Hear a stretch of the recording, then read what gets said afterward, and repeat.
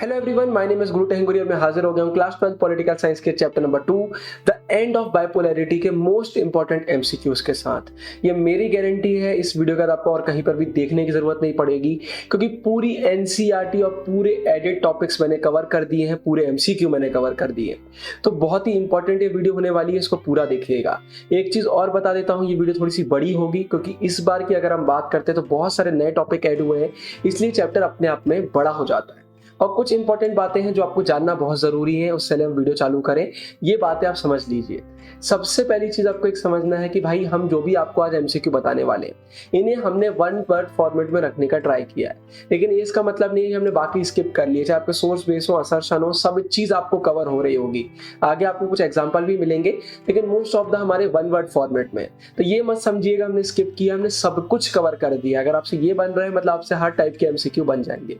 इसके बाद अगर आपको पीडीएफ चाहिए एमसीक्यू का तो आप हमारा डिस्कॉर्ड सर्वर ज्वाइन कर सकते हैं। वहां पर आपको पीडीएफ फॉर्मेट में पूरे क्वेश्चन मिल जाएंगे, एकदम फ्री है। और इसके लास्ट में एक टास्क मैं आपको देना चाहूंगा, वो बहुत सिंपल सा है कि मैं आपको पूरे एमसीक्यू बता रहा हूं, लेकिन इसके बाद भी कुछ एमसीक्यू अगर आपके मन में रहते हैं तो उनको आप कमेंट सेक्शन में लिख सकते हैं। इसके कारण हमारे कमेंट सेक्शन में भी एक अच्छा खासा रिवीजन चल रहा होगा। तो इसका सीधे चालू करते हैं। बहुत सारे एमसीक्यूज हैं तो बिना टाइम वेस्ट किए पहला क्वेश्चन हमारे सामने आता है, the Berlin Wall which had been built at the height of the Cold War and was its greatest symbol was toppled, मतलब लोगों ने गिरा दिया था बाय द पीपल इन। तो इसको कब गिराया गया था? 9 नवंबर 1989 को। याद रखिएगा, इंपॉर्टेंट है। हम हल्का सा फास्ट चल रहे होंगे क्योंकि फ्री में वीडियो को बहुत बड़ा खींचने का कोई सेंस नहीं है और थोड़े क्वेश्चन आंसर इसके इंपॉर्टेंट है, बहुत सारे भी हैं।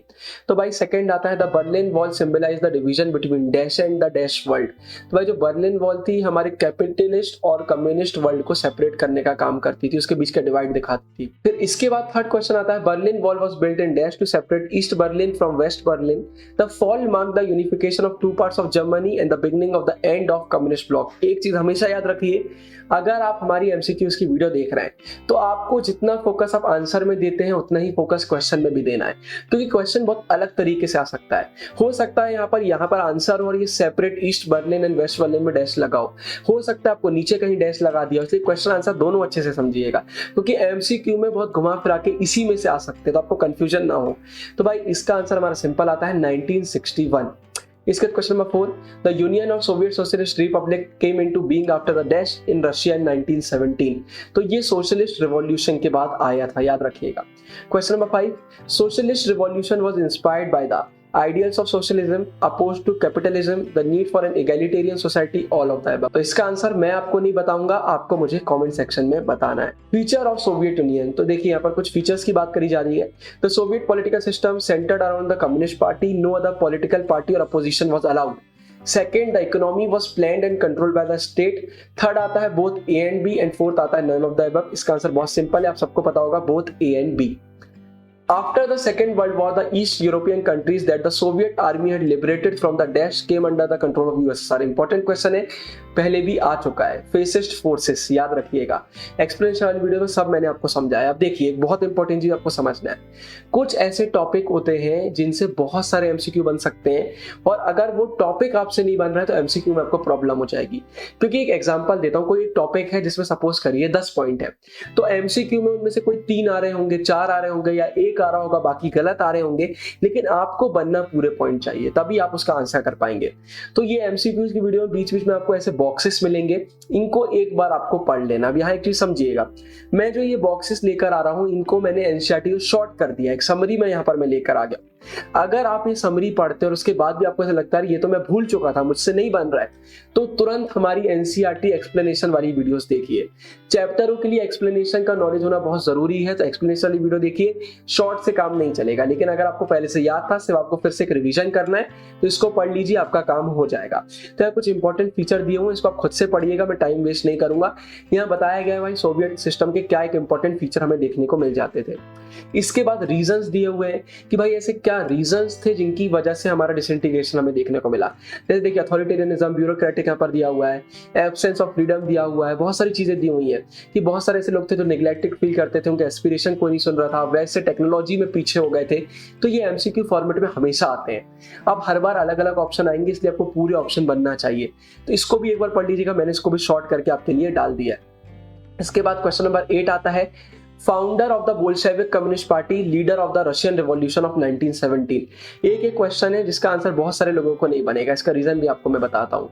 आंसर है व्लादिमीर लेनिन। इसका आंसर बहुत सारे लोगों से इसलिए नहीं बनेगा क्योंकि साइड में जो बॉक्स दिया हुआ है उससे आया है। अब आप बोलेंगे भैया आपने तो बोला है बॉक्सेस से ज्यादा क्वेश्चन नहीं आते, तो फिर आपने ये क्यों डाला? देखिए, पहली चीज है इस बार एमसीक्यू बेस्ड क्वेश्चन हो गए हैं तो बहुत चांसेस है उनसे कुछ ना कुछ आ सकता है, लेकिन मैंने आपसे हमेशा कहा है कि बॉक्स वही इंपॉर्टेंट होते हैं जिनका एनसीईआरटी में कुछ ना कुछ जिक्र है। तो अगर हम इनके नाम की बात करते हैं तो भाई हमारी बुक ही चालू होती है रशियन रिवॉल्यूशन ऑफ 1917 से, हम कम्युनिस्ट पार्टी की पूरी बात करेंगे बुक में, तो इनका नाम अपने आप एक इंपॉर्टेंट हो जाता है, इसलिए याद रखिएगा। बाकी मैंने नहीं डाले क्योंकि वो नहीं आएंगे, उनसे कभी नहीं आया। Question number 9, Dash who had become general secretary of the Communist Party of the Soviet Union in 1985 sought to reform this system। इसका आंसर तो हर एक बच्चे से बन रहा होगा, मिखाइल गोर्बाचेव। इसका question number 10, Gorbachev initiated the policies of Dash and Dash reform and the democratization within the country। The reform were opposed by the leader within the Communist Party। तो answer है भाई economic and political. इसके बाद reforms were necessary to keep the USSR abreast of the information and dash taking place in west. एक important है, question भी याद रखिएगा, हो सकता है अब्रीस्ट ऑफ इंफॉर्मेशन में डैश आपको लगा मिले, तो इसका आंसर है टेक्नोलॉजिकल रिवॉल्यूशंस। इसके बाद question number 12, a coup took place in dash. ये बहुत इंपॉर्टेंट क्वेश्चन है। That was encouraged by the communist party hardliners. The people had tasted freedom by then and did not want the old style rule of the communist party. Explanation video पूरा मैंने अच्छे से इसको समझाया था। Answer है 1991। आप में से बहुत सारे बच्चों को पहले से ही पता होगा। इसके बाद क्वेश्चन नंबर 13, ये तो बहुत बार बोर्ड एग्जाम में आया है। Dash emerged as a national hero in opposing this coup. Answer आप सबको पता होगा, बोरिस येल्सिन, हमारे रशिया के पहले प्रेसिडेंट। इसके बाद question number 14, dash republics did not ask for independence and wanted to remain with the Soviet federation. तो भाई जो सेंट्रल एशियन रिपब्लिक थी उनका ये चाहना था। इसके बाद in December 1991 under the leadership of Yeltsin, dash dash and dash 3 major republics of the USSR declared that the Soviet Union was disbanded. इस चैप्टर का एक बहुत इंपॉर्टेंट यहाँ पर आता है। इसी के बाद पूरे इस चैप्टर की एक शुरुआत होती है जब हम देखते हैं यूएसएसआर का डिसइंटीग्रेशन, उसका मेन टॉपिक्स हमारे आते हैं। आंसर याद रखिएगा, रशिया, यूक्रेन एंड बेलारूस। अब नीचे आपको ब्रैकेट्स में कुछ दिख रहा होगा तो ये एक्स्ट्रा इंफॉर्मेशन मैंने डाली, इसको पढ़ लीजिएगा, इससे आपको बहुत आसान लगने लगेगा। जैसे मैंने क्या बताया था, the communist Party of the Soviet Union was banned, capitalism and democracy were adopted as the basis for the post Soviet republics. तो इंपॉर्टेंट है, इन्हें आप पढ़ लीजिएगा। फिर question number 16, dash was now accepted as the successor state of the Soviet Union. Answer आप सबको पता होगा। नीचे कुछ इंपॉर्टेंट चीज डाली है, वो भी आपको पता होना चाहिए। It inherited the Soviet seat in the UN security council. UN security council में इन्हें सीट ले ली। जितनी इंटरनेशनल ट्रीटीज थी, कमिटमेंट्स थी, वो भी इन्हें एक्सेप्ट करी। और उसके बाद एक अकेली न्यूक्लियर स्टेट बची थी फॉर सोवियत स्पेस में, लिखा हुआ है took over as the only nuclear state of the Soviet space and carried out some nuclear disarmament measure with the US. तो आंसर आप सबको पता होगा, रशिया। फिर इसके बाद मोर रीजंस, यहाँ मैंने आपको और रीजन बता दिए कि भाई क्यों हमें डिसइंटीग्रेशन देखने को मिल रहा था, इसको भी पढ़ लीजिएगा। देखिए इंटरनल वीकनेस हमें देखने को मिल रही थी, इकोनॉमिक स्टेग्नेशन हमें देखने को मिल रहा था। उसके बाद बहुत सारी रिसोर्सेज तो ये अपनी न्यूक्लियर मिलिट्री अरेसनल में लगा रहे थे, सैटेलाइट स्टेट पर डेवलपमेंट में लगा रहे थे। ये मैंने चैप्टर एक्सप्लेनेशन वाले में आपको सब क्लियर किया है। तो एमसीक्यू वाली वीडियो में हम इसके बारे में बात नहीं करेंगे।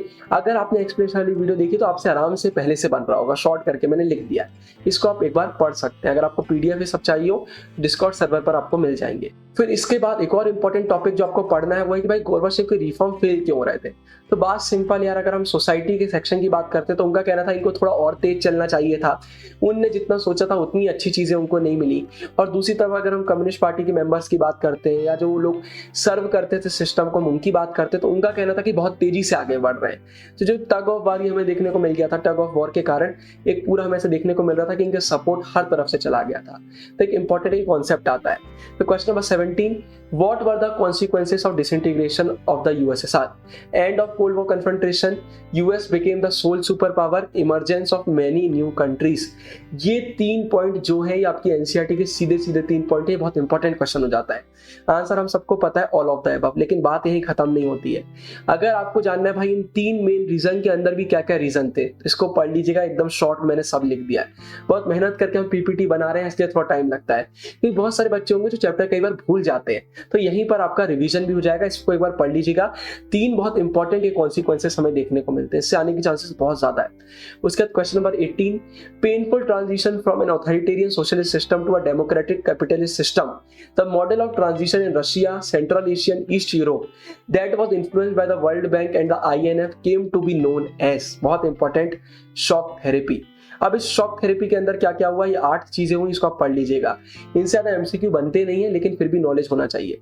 एक टोटल शिफ्ट हमें कैपिटलिस्ट इकोनॉमी की तरफ देखने को मिल रहा था, प्राइवेट ओनरशिप आ रही थी, private farming, capitalism in agriculture हमें देखने को मिल रहा था, फॉरेन डायरेक्ट इन्वेस्टमेंट एक्सेट्रा, बहुत सारी चीजें। ये आपको पूरी इसलिए बनना चाहिए यार। अगर मैं बोलता हूँ ऊपर की 3 आ गई, नीचे की 3 आ गई, फिर उसके और नीचे की 3 आ गई, तो कंफ्यूजन नहीं होना चाहिए। अगर हमसे पूरी बन रही है तो हमको पता है कौन से ऑप्शन सही है और कौन से गलत है। सीबीएसई यही पर ट्रिक करता है। हो सकता है बीच के 2 ऑप्शन डाल दे और बाकी गलत डाल दे। अगर आपको पूरे पता ही नहीं है तो प्रॉब्लम हो जाएगी। और मैं इन 8 का अलग अलग से एमसीक्यू बनाऊं, कोई सेंस नहीं है। इसके बाद question number 19, in Russia the large state control dash almost collapsed. क्या चीज कोलैप्स हो गई थी? As about 90% of its industries were put up for sale to private individual and companies, this was called dash. तो पहले का answer है industrial complex collapse हो गया था और इसको largest garage sale in history बोला गया था। उसका question number 20, the value of dash the Russian currency decline dramatically. तो ये इंपॉर्टेंट क्वेश्चन होते हैं, बोर्ड में ऐसे क्वेश्चन कई बार देखने को मिलते हैं। भाई रशियन की करेंसी हमें पता होना चाहिए, रूबल, याद रखिएगा। क्वेश्चन नंबर 21 आता है, the presidents of dash and dash appointed themselves to the power first for 10 years then extended it for another 10 year। भाई कहाँ के देशों के ऐसा प्रेसिडेंट ने किया था? तो आंसर है तुर्कमेनिस्तान और उज्बेकिस्तान। ये एक इंपॉर्टेंट आ जाता है। इसके बाद the reason for the revival for most of the economies was the export of natural resources like dash dash and dash। कौन सी नेचुरल रिसोर्सेज की हम बात कर रहे हैं? उसका दिया हुआ है Azerbaijan, Kazakhstan, Russia, Turkmenistan, Uzbekistan और major oil and gas producers. हम सबको पता है कुछ कंट्रीज को एक्सपोर्ट से फायदा हुआ था, कुछ कंट्री को उनकी कंट्री से पाइपलाइन जा रही थी तो उससे फायदा हुआ था। तो हम रिसोर्सेज की बात कर रहे हैं, oil, natural gas and minerals. अब अगर कॉन्सिक्वेंसेस ऑफ शॉक थेरेपी पर अभी भी आपको कंफ्यूजन है तो इसको पढ़ लीजिएगा, आपको और क्लियर हो जाएगा। हालांकि हमने इससे सारे एमसीक्यू कवर कर दिए, लेकिन फिर भी अगर आप चाहें तो इसको बिल्कुल पढ़ सकते हैं। बात question number 23, in Russia 2 republics dash and dash have had violent secessionist movement. तो भाई कौन से सेसेनिस्ट मूवमेंट की हम यहाँ बात कर रहे हैं, कहां पर हुए थे? चेचनिया और दागिस्तान में हमें देखने को मिले थे। इंपॉर्टेंट क्वेश्चन है। In Central Asia dash witnessed a civil war that went on for 10 years till 2001। अब हम कुछ कंट्रीज के नाम पर आ रहे हैं, ये आपको जानना जरूरी है। हालांकि बोर्ड में बहुत ज्यादा ऐसे क्वेश्चन कभी नहीं आए, लेकिन फिर भी इंपॉर्टेंट है, एक ना एक आ जाता है इस पूरे टॉपिक से। तो भाई यहाँ पर हम ताजिकिस्तान की बात कर रहे हैं। फिर in Azerbaijan province of Nagorno Karabakh some local Armenians want to secede and join dash. In Georgia demand for independence has come from 2 provinces resulting in dash. इन दोनों का आंसर क्या है? पहले का आर्मेनिया और दूसरे का सिविल वॉर। वो आर्मेनिया की तरफ सिसीड होकर जाना चाह रहे थे और सिविल वॉर हमें वहां पर दूसरे साइड देखने को मिल गया था। Question number 26, there are movements against the existing regimes in dash dash and dash countries and provinces are fighting over river waters। तो यहाँ की बात कर रहे हैं भाई, यूक्रेन, किर्गिस्तान एंड जॉर्जिया की हम बात कर रहे हैं। Question number 27, the Central Asian Republic are areas with vast dash which have brought them economic benefit। Central Asia have also become a zone of competition between outside power and oil companies। Answer है hydrocarbon resources. Question number 28, USA paid the government of all dash to hire bases and to allow airplanes to fly over their territory during the war in Afghanistan and Iraq। तो इसका answer आता है central Asian states को पे किया था। अब नीचे और थोड़ा सा एक्स्ट्रा दिया हुआ है, चाइना रशिया के ओपिनियंस के बारे में आप पढ़ सकते हैं इसको। Question number 29, Czechoslovakia split peacefully into 2। ये क्वेश्चन बोर्ड में पहले आ चुका है, with the dash and the dash forming independent country. तो इसने अपने आप को 2 में स्प्लिट किया था, चेक्स और स्लोवाक्स। एक इंपॉर्टेंट ये आ जाता है। Question number 30, dash broke apart with several provinces like Croatia, Slovenia, Bosnia Herzegovina declaring independence. तो इसका आंसर आता है भाई, आप सबको पता होगा, यूगोस्लाविया। नीचे पढ़ लीजिएगा क्या रीजन थे कि यूगोस्लाविया के भाई हमें इंटर एथनिक सिविल वॉर भी देखने को मिल गए थे। ज्यादा इंपॉर्टेंट नहीं है लेकिन रिवीजन के लिए अच्छा है। Question number 31, India's relations with Russia are an important aspect of dash. तो भाई इंडियाज फॉरेन पॉलिसी के लिए एक अच्छा एस्पेक्ट है ये। Question number 32, more than dash have signed between India and Russia as part of Indo Russian strategic agreement of 2001। 80 bilateral agreement sign हो चुके हैं। India stand to benefit from its relationship with Russia on issues like Kashmir and energy supplies, sharing information on international terrorism, access to Central Asia and balancing its relation with China, all of the above। All of the above इसका answer है, हम सबको पहले से पता है। Russia stands to benefit from the relationship because A, India is the second largest arms market for Russia। B, Russia and India collaborated on various scientific projects। C, India seeking to increase its energy imports from Russia, the Republic of Kazakhstan and Turkmenistan, या all of the above? तो इसका answer है all of the above. अब नीचे और चीजें दी हुई है भाई, रशिया और इंडिया के रिलेशन की आप पढ़ सकते हैं, सब और क्लियर होगा। और लेफ्ट साइड मैंने यूएसएसआर और इंडिया का डाला है, इसको भी पढ़ लीजिएगा, बहुत ही सिंपल है। एक्सप्लेनेशन वाली वीडियो मैंने आपको पूरा समझाया था कि इंडिया और यूएसएसआर के इतने अच्छे रिलेशन क्यों होते थे। हमें लोगों के नाम वहां पर देखने को मिल जाते थे, हमारे इंडिया की बहुत सारे कल्चर वहां पर फेमस था, हमें पॉलिटिकल, इकोनॉमिक, मिलिट्री हर जगह सपोर्ट मिला। तो इसको आप एक बार पढ़ लेंगे, आपको थोड़ा आइडिया लग जाएगा कि इकोनॉमिक, पॉलिटिकल, मिलिट्री, कल्चरल कैसी हमें हेल्प देखने को मिलती थी। इससे ज्यादा एमसीक्यू फॉर्म नहीं हो रहे, लेकिन फिर भी आप पढ़ लेंगे तो आपको थोड़ा सा आइडिया लग जाएगा। देखिए इंपॉर्टेंट चीज आती है। फिर इसके बाद क्वेश्चन नंबर 35। अब यहाँ पर एक चीज आपको देखना है, ऊपर मैंने लिख दिया है न्यू टॉपिक, मतलब हम न्यू टॉपिक की बात कर रहे हैं। अब जितने भी न्यू टॉपिक के क्वेश्चन आ रहे हैं ऊपर आपको मिल जाएगा कि भाई ये कौन से टॉपिक के क्वेश्चन है, मैंने सब कवर किया है, घबराना बिल्कुल नहीं है। Question number 35, the 21st century witnessed emergence of new developments for dash and dash in West Asian country. One such event is characterized as dash that began in 2001. तो आंसर आता है डेमोक्रेसी एंड डेमोक्रेटाइजेशन, और एक अरब spring इसको कहा जाता है, एक इंपॉर्टेंट क्वेश्चन है। फिर question number 26, located in dash, the Arab Spring took its roots where the struggle against corruption, unemployment and poverty was started by the public, which turned into a political movement because the people considered the existing problem as the outcome of autocratic dictatorship. अब इतना बड़ा मैंने क्यों लिखा है, क्योंकि नीचे का जानकारी भी इंपॉर्टेंट है। तो भाई कहाँ की बात हो रही है, तुनीसिया रीजन की यहाँ पर बात करी जा रही है। Question number 37, the demand for democracy that started in Tunisia spread throughout the dash dominated Arab countries in West Asia. कौन सी जगह पर हो रही थी, जहां पर किंग का डोमिनेशन था, जहां पर मुस्लिम का डोमिनेशन था। इसका question number 38, dash who had been the power in Egypt since 1979 also collapsed as a result of the massive democratic protest. किसकी बात करी जा रही है, इजिप्ट में कौन पावर में था 1979 से? यहां हम बात कर रहे हैं होस्नी मुबारक की। इसके बाद the influence of Arab spring could also be seen in dash dash dash and dash were similar protests by the people led to democratic awakening throughout the region। हमें कुछ रीजन के नाम पता होना जरूरी है, एमसीक्यू फॉर्मेट में बहुत आ जाते हैं। तो हम यमन, बहरीन, लिबिया और सीरिया की बात कर रहे हैं, इंपॉर्टेंट आ जाता है। इसके बाद अब टॉपिक चेंज होता है, अब हम CIS की बात कर रहे हैं। The Commonwealth of Independent State, CIS is a regional desk organisation.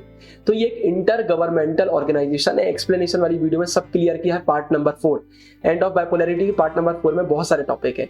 एक टॉपिक अगर हम CIS की बात करते हैं तो ये 1 में है, बाकी सारे टॉपिक हमारे जो हैं वो 4th में। इसके बाद CIS performs activities based on the CIS charter which was signed in, तो 1993 में साइन किया गया था।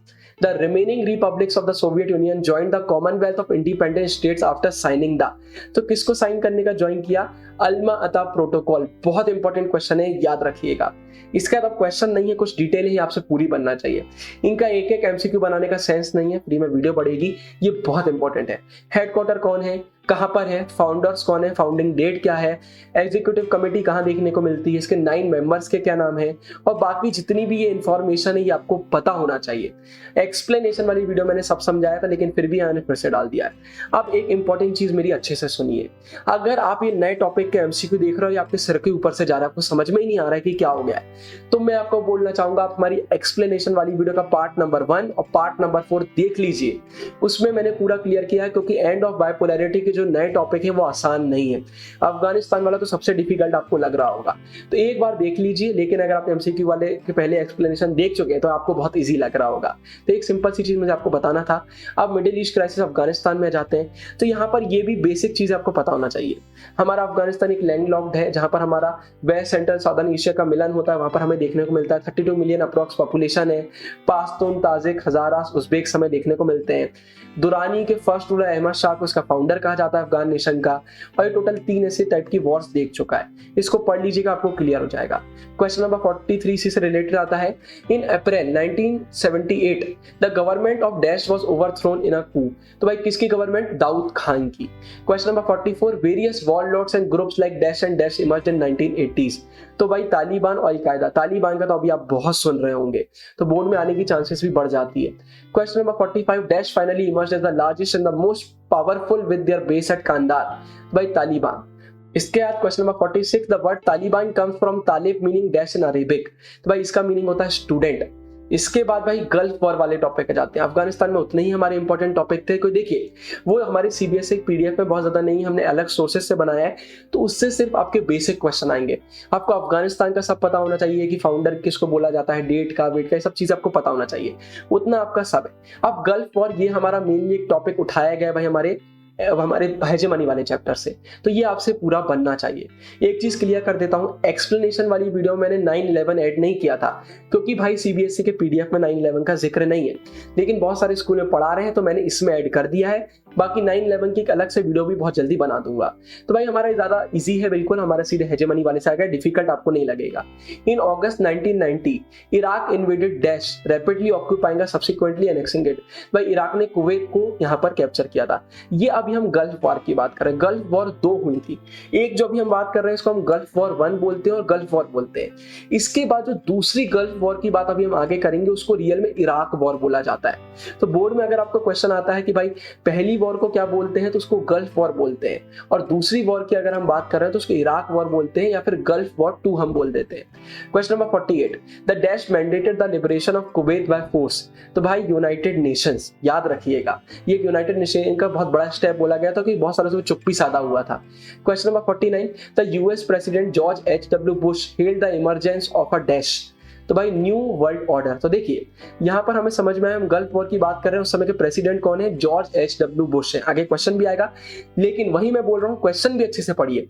बोर्ड में अगर आता है क्वेश्चन कि गल्फ वॉर के समय प्रेसिडेंट कौन थे, तो आपको पता होना चाहिए, क्योंकि आपने क्वेश्चन में पढ़ा है कि भाई इनने बोला था न्यू वर्ल्ड ऑर्डर के बारे में, उस समय के प्रेसिडेंट थे वहां के।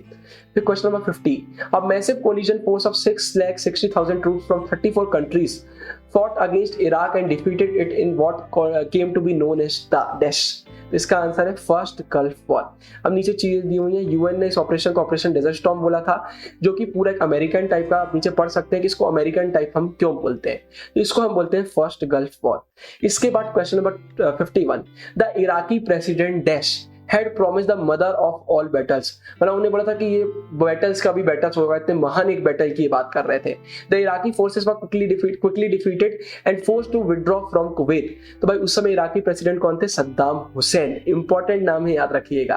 Question number 52, the first Gulf War revealed the vast dash gap that had opened up between the US military capability and that of the other states। तो यहाँ टेक्नोलॉजिकल गैप की बात करी जा रही है। यहाँ पर स्मार्ट बॉम्ब्स का यूज किया गया था, इसको कंप्यूटर वॉर्स बोला जा रहा था, वीडियो गेम वॉर बोला जा रहा था, क्योंकि लोग आराम से बैठकर इसका ब्रॉडकास्ट देख रहे थे। तो एक इंपॉर्टेंट जाता है, नीचे का पढ़ लीजिएगा एक्स्ट्रा इंफॉर्मेशन। इसके बाद question number 53, the Clinton government tended to focus on soft issues like dash dash and dash rather than on the hard politics of military power and security। ये हमारे हेजेमनी चैप्टर से है, लेकिन बीच के pages का एक इंपॉर्टेंट टॉपिक है। अगर हम क्लिंटन गवर्नमेंट की बात करते हैं ना, तो डेमोक्रेसी, प्रमोशन, क्लाइमेट चेंज और वर्ल्ड ट्रेड पर ज्यादा फोकस कर रहे थे। Question number 54, the air forces of the dash bombarded targets around Yugoslavia, forcing the downfall of the government of Slobodan Milosevic, the stationing of NATO force in Kosovo। तो इसका answer हमारा क्या आता है, नाटो कंट्रीज ने ये किया था। फिर question number 55, president Clinton order dash a series of cruise missile strikes on Al-Qaeda terrorist target in Sudan and Afghanistan। तो इन्हें क्या ऑर्डर किया था, ऑपरेशन इन्फिनाइट रीच का किया था, याद रखिएगा इंपॉर्टेंट नाम है। उसके बाद क्वेश्चन नंबर 56, ऑन डैश। अब हम ये 9/11 की बात कर रहे हैं, इंपॉर्टेंट है। 19 hijackers hailing from a number of Arab countries took control of 4 American commercial aircraft shortly after takeoff। They flew them into important buildings in the US। तो भाई हमें मालूम होना चाहिए कब की बात हो रही है, 9/11 की बात हो रही है। और नीचे पढ़ लीजिएगा वो कौन कौन सी जगह हैं जहां पर इनने क्रैश किया था। देखिए, 1 airline each crashed into north and south tower of world trade centre, फिर पेंटागन बिल्डिंग, और नीचे और पूरा दिया हुआ, इसको आप पढ़ लीजिएगा। इसका आंसर है हमारा 9/11। पूरी बात करते हैं तो 11 सितंबर 2001। यहाँ पर थोड़ा सा उल्टा चलता है डेट का सिस्टम, इसलिए पहले हम मंथ लिखते हैं फिर डेट लिखते हैं, इसलिए 9/11। उसके बाद 9/11 attack have been compared to dash DC in 1814 and the dash in 1941। इसको किससे कंपेयर किया गया है, ब्रिटिश बर्निंग ऑफ वॉशिंगटन से किया गया है और Japanese attack on Pearl Harbor से किया गया है। इंपॉर्टेंट है, याद रखिएगा, पर्ल हार्बर और हमारा एक आता है ब्रिटिश बर्निंग ऑफ वॉशिंगटन। फिर question number 58, US launch dash against all those suspected to be behind the attack, जो हमारा 9/11 का अटैक हुआ था, mainly al-Qaeda and the Taliban regime in Afghanistan. तो यूएस ने क्या लॉन्च किया था, ऑपरेशन एंड्यूरिंग फ्रीडम। इसके बाद question number 59, some of the prisoners were bought to dash a US naval base in Cuba where the prisoners did not enjoy the protection of international law. तो US वाले prisoners को और कहां लेकर आते थे जहां को कोई भी राइट्स नहीं मिलते थे, ग्वांतनामो बे। एक इंपॉर्टेंट है, पहले ये आ चुका है। Question number 16, on 19 March 2003 the US launched its invasion of Iraq. देखिए अब इराक की हम बात कर रहे हैं। Under the code name dash the purpose of the invasion was to prevent Iraq from developing weapon of mass destruction. हम Iraqi war की अब बात कर रहे हैं, तो इसको हम बोलते हैं ऑपरेशन इराकी फ्रीडम। इसमें इनका था कि वेपन ऑफ मास डिस्ट्रक्शन ये डेवलप कर रहा है, लेकिन उसके हमें कोई प्रूफ नहीं मिले। तो बोला जा रहा था यूएस ने जानबूझ के किया ऑयल फील्ड्स के लिए, उसमें कंट्रोल करने के लिए और एक फ्रेंडली रिजीम वहां पर बिठाने के लिए। एक इंपॉर्टेंट ये आता है। उसके बाद more than 40 other country join the US led dash after the UN refuse to give it mandate to the invasion. तो भाई कोलिजन ऑफ विलिंग, इसको ज्वाइन कर लिया था। Although the government of Saddam Hussein fell swiftly the US has not been able to dash Iraq. तो भाई भले ही सद्दाम हुसैन की गवर्नमेंट गिर गई है, लेकिन यूएस उसको कभी पैसिफाई नहीं कर पाया। नीचे पढ़ लीजिएगा, रीजन भी दिए हुए हैं। इसके बाद हमारे दो असर्शन रीजन आते हैं 63 और 64। अब आप बोलोगे भैया सिर्फ दो, तो मैं आपको बोलता हूँ यार, जब आपके एग्जाम होंगे ना एमसीक्यू बेस्ड, आप एकदम शॉक्ड हो जाओगे कि यार भैया ने जो जो कराया वही आ गया। क्योंकि हमने जो जो कराया है वो सीधा सीधा एनसीईआरटी कराया है। तो जब एनसीईआरटी हमारी पूरी हो रही तो हमें कुछ भी घबराने की जरूरत नहीं है। केस बेस्ड आपके असर्शन सब कवर हो गया है। तो अगर हम इस असर्शन की बात करते हैं भाई, तो दिया हुआ है shock therapy also involve a drastic change in the external orientation of these economies. Reason दिया हुआ है concept socialism and communism were now seen as the best way to run economies. भाई सीधी सी बात है, जब डिसइंटीग्रेशन हुआ तो सोशलिज्म और कम्युनिज्म तो खत्म हो रहा था, हम लिबरल डेमोक्रेसी और हम कैपिटलिज्म की बात कर रहे थे। तो सिंपल सी बात है, असर्शन सही है लेकिन रीजन एकदम इनकरेक्ट है। इसका 63 हमारा लास्ट आता है, the most severe conflict took place in the Balkan republics of Yugoslavia after 1991 it broke apart with several provinces like Croatia, Slovenia, Bosnia Herzegovina declaring independence. The NATO intervention and the bombing of Yugoslavia followed the inter-ethnic civil war। इसका answer भाई हम सबको पता है, हमने पहले भी देखा था कि असर्शन रीजन दोनों सही है और रीजन एकदम करेक्ट एक्सप्लेनेशन है हमारे असर्शन का। तो भाई इसके बाद दो थंबनेल बहुत इंपॉर्टेंट है। अगर आपने हमारी एक्सप्लेनेशन वाली वीडियो नहीं देखी और आपको एमसीक्यू वाली वीडियो में प्रॉब्लम गई है, एक बार देख लीजिए, एनसीईआरटी खोलने की भी जरूरत नहीं पड़ेगी, सब पढ़ा दिया है। नीचे हिस्ट्री का थंबनेल डाल के मैं आपको इतना बताना चाहता हूँ कि बाकी सब्जेक्ट के भी पूरी एमसीक्यू वीडियो आने लगी है, चाहे वो आपके कोई भी सब्जेक्ट हो, सब हमारे सिलेबस धीरे धीरे करके आ रहे हैं, तो आप बिल्कुल देखिए। इसके बाद अगर आप कोई और चैप्टर का एमसीक्यू देखना चाहते हैं हमारे पॉलिटिकल साइंस का, तो ऊपर आपको मिल जाएगा एंड स्क्रीन में। बाकी अगर वीडियो अच्छा लगा तो लाइक करना, बहुत मेहनत करके बनाया है, तो एटलीस्ट अपने 5 दोस्तों से शेयर जरूर कीजिएगा। बाकी मैं तो मिलता रहूंगा अगली वीडियो में, तब तक के लिए साइनिंग ऑफ, गुरु टेंगरिया, बाय बाय।